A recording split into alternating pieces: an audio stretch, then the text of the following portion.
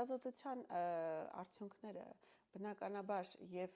հետաքրքիր են եւ նաեւ այն հիմնարար այն առումով, որ փաստվեց այն հանգամանքը, որ տեխնոլոգիաների զարգացմանը զուգընթաց ակնհայտ է, որ անհրաժեշտություն է առաջանում զինվել ինչպես գիտելիքով, որպեսզի ճանաչել այդ հանցագործությունը, այնպես էլ տեխնիկապես, որպեսզի կարողանան հետաքննություններ իրականացնել թվային տիրույթում հանցագործություններ բացահայտելու կամ կանխարգելիչ միջոցառումներ ձեռնարկելու համար։ Աջակցող ցանցի գործընկերներ նույնպես դիտարկումներ են իրականացրել այն կանայք, ովքեր ենթարկվել էին բռնության, պարտադիր կերպով նշել էին, որ դա զուգակցվել էր տարատեսակ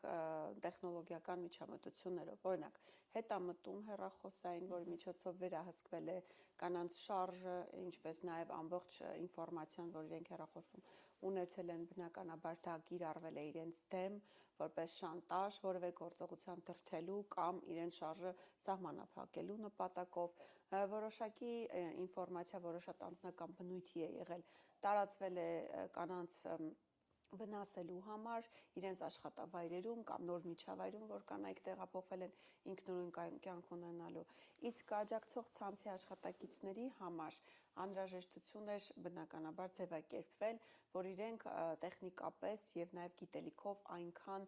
բավարար տվյալներ չունեն, որպեսզի կարողանան անմիջապես աջակցություն ցույց տալ կամ օրինակ ենթադրենք, եթե որևէ նման ծրագիր է ակտիվացրած կնոջ հեռախոսում կամ որևէ էլեկտրոնային կրիչում, ապա ակտիվացնեն, այսինքն ճանաչելու, իմանալու խնդիր կա։ Ինչու են կանայք ավելի խոցելի այս մասով, որտեղ շատ դեպքերում, երբ որ կանանց թիրախավորում են ամեն ինչը, այդ թվում նաև կնոջ բարոյական կերպարը, եւ քանի որ մեր հանրույթը եւ մեր հասարակությունը շատ քննադատաբար եւ պահանջկոտ է կնոջ նկատմամբ, ցանկացած նման իրավիճակ, որ կիրարկվում է կամ կեղծ դոկումենտացիա է իրականացվում, կարող է էապես ազդել կնոջ իմիջի վրա, ինչպես հանրային, այնպես էլ անձնական։ Դրա համար կանայք էլ ավելի խոցելի են։ Եթե տղամարդու դեպքում կարող են հայտնել, որ դա կեղծ էր եւ անցնեն առաջ, կնոջ դեպքում կարծես դա հետք է թողնում, եւ այստեղ ես ուզում եմ իմ խոսքը ուղղել նաեւ ձեր հեռուստադիտողներին եւ մեր հանրությանը, նշելով, որ մեզ փոքրուց ասել են, որ այնինչ որ աչքովդ տեսնես կհավատաս, հա, մինչև չտեսնես աչքովդ մի հավատա, եկել է այն ժամանակները, որ ասենք, որ աչքով տեսածիդ էլ պիտի չհավատաս, որովհետև այդ կեղծ գործիքները այնքան իրականությանը մոտ երևույթներ կարող են կեղծել, ստեղծել, որ անհրաժեշտ է ուղղակի հասկանալ, որ դա հնարավոր է կեղծել եւ ունենալ անմեղության կանխավարկածը բոլորի նկատմամբ եւ հասկանալ, որ դա յուրաքանչյուրի հետ կարող է պատահել, ուղղակի փորձել հարցեր տալ, ինչու եմ ես սա տեսնում, ինչու է այս կինը թիրախավորվում, ինչու հենց այս քոնթենթը հիմա է դուրս եկել եւ այդ բոլոր հարցերը կտեսնեք, որ կապակցված են եւ ուստի եւ պետք է ուղղակի ուշադրություն չդարձնել, հակառակը զոհին կրկնակի զոհ չդարձնել եւ աջակցել։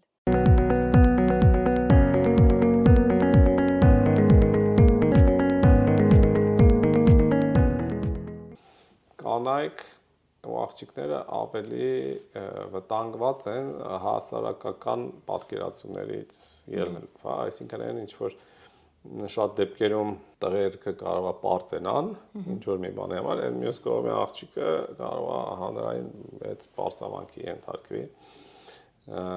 ու այդ պատճառով շատ դեռահասներ, աղջիկներ, կանայք ընկնում են շատ ծանր վիճակի մեջ, ստիպված են լինում գումար վճարել, երբ որ գումարել վճարում են, այդ ստացողները հասկանում են, որ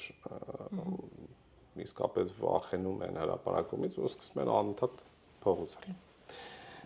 Ու իհարկե կա կոնկրետ կանանց ու աղջիկներին թիրախավորած մի տարբերակ, երբ որ բան են անում, ինչ որ բան են գալիս,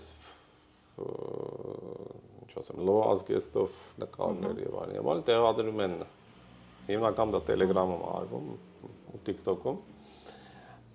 ու ինչ որ այսպես ալիք են բանանում, որ խայտարակ, ազգի խայտարակ փչացածի մեկ եւ այլն պատկերացրեք, որովհետեւ կուպալնիկով նկարվել է, պետք է միշտ հիշել, որ եթե դու ինչ որ չաթեր ես պահում, ընդ որում առանց ինքնաջնջվող չաթեր, առնվազն այն մյուս կողմը կա, որտեղ ասեմ ձեզ դեպքերի մի մասը չեն էլ կոտրում, ուղղակի աղջիկ տղա են, այն դեբիլը հետո իրար հետ բաժանվում են, որոշում է հրապարակել։ Անցանք կա եւ պետքա դիմել ոստիկանության։ Իհարկե ոստիկանությունը չի հասցնի արագ ինչ-որ բան անել։ Ամեն դեպքում այս հանցագործները հենց դրա